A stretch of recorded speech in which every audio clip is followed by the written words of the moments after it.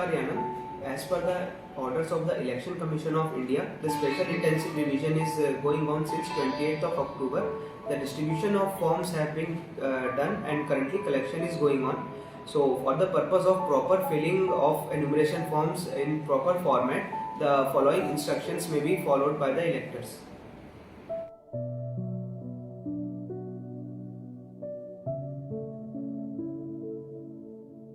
ముందుగా ఈ ఎన్యూమరేషన్ ఫామ్ని 3 భాగాలుగా మనం విభజిద్దామండి.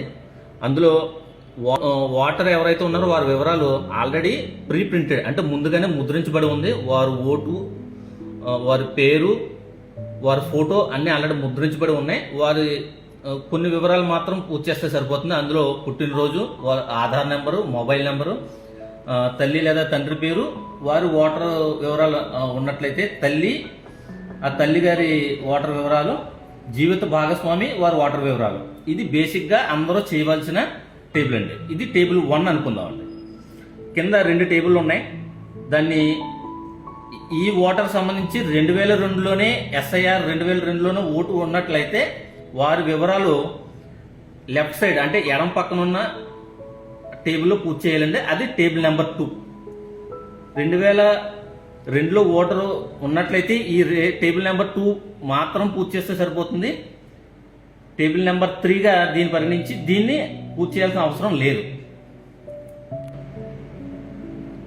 తర్వాత 2002 SIRలో ఓటు లేనట్లయితే ప్రస్తుత వివరాల ప్రకారం టేబుల్ నెంబర్ 1 పూర్తి చేయాలండి ఇక్కడి నుంచి ఇక్కడి వరకు. తర్వాత 2002లో ఓటు లేదు కాబట్టి ఇది పూర్తి చేయాల్సిన అవసరం లేదు. సో టేబుల్ నెంబర్ 3 అనమాట అండి. టేబుల్ నెంబర్ 3లో వారి తల్లి తండ్రి లేదా నానమ్మ తాతయ్య, అమ్మమ్మ తాతయ్యల వివరాలు మాత్రమే సమర్పించాలండి. చాలామంది భర్త వివరాలు సమర్పిస్తున్నారు, అది కరెక్ట్ కాదు.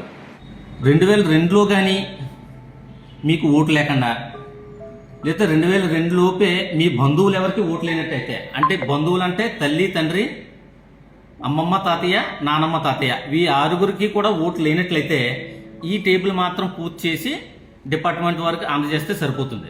కాకపోతే వీరందరికీ ప్రత్యేకంగా నోటీసులు అందించబడతాయి. ఆ నోటీసుకి అనుగుణంగా మీరు ఎలక్షన్ డిపార్ట్మెంట్ వారికి ప్రత్యక్షంగా మీరు కొన్ని ఆధారాలతో మీ రుజువులు సమర్పించాల్సి ఉంటుంది. ఒకవేళ సాటిస్ఫై ఎలక్షన్ వారు సాటిస్ఫై అయినట్లయితే మీ ఓటు పరిగణిస్తారు.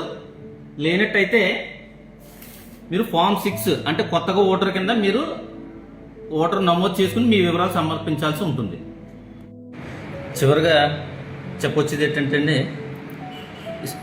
ఆడవారికి ఈ ఎన్యూమరేషన్ ఫామ్స్ సమర్పించే టైంలో దాని కింద 2002లో ఉన్నా లేకపోయినా కూడా బంధువుల వివరాలు సమర్పించేటప్పుడు వారి తల్లి తండ్రి లేదా నానమ్మ తాతయ్య, అమ్మమ్మ తాతయ్యల వివరాలు మాత్రమే సమర్పించాలంటే చాలామంది భర్త వివరాలు సమర్పిస్తున్నారు, అది కరెక్ట్ కాదు. చెప్పేది ఏంటంటే ఈ ఫామ్స్లో ఫోటో కంపల్సరీ కాదు. మీ 2002 వివరాల కోసం ceo.puducherry.py.gov.in లేదా voters.eci.gov.in వెబ్సైట్లో మీరు వెతుక్కోవచ్చండి. ఈ లింక్ మేము పైన ఇస్తాము. అది కాకుండా ఈ ఓటు భారతదేశంలో ఎక్కడైనా ఉండొచ్చండి. కొంతమంది యానం లేదు అని చెప్పేసి కంగారు పడుతూ వాళ్ళు ఫామ్స్ని ఇవ్వడానికి వెనకాడుతున్నారు.